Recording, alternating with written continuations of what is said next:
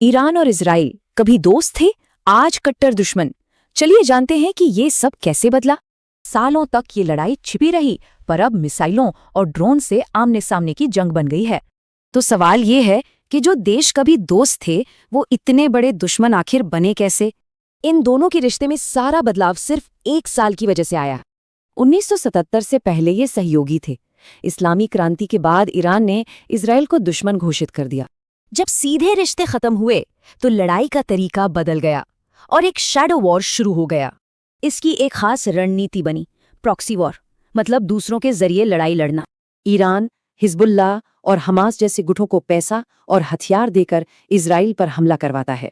लेकिन बात सिर्फ प्रॉक्सी की नहीं है, ये पूरे मिडिल ईस्ट पर दबदबे की भी लड़ाई है।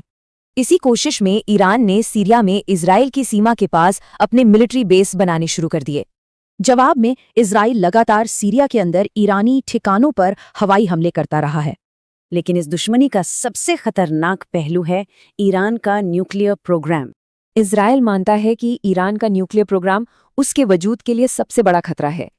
इसी वजह से इजराइल पर ईरानी न्यूक्लियर साइंटिस्ट्स और ठिकानों को निशाना बनाने के आरोप लगते रहे हैं।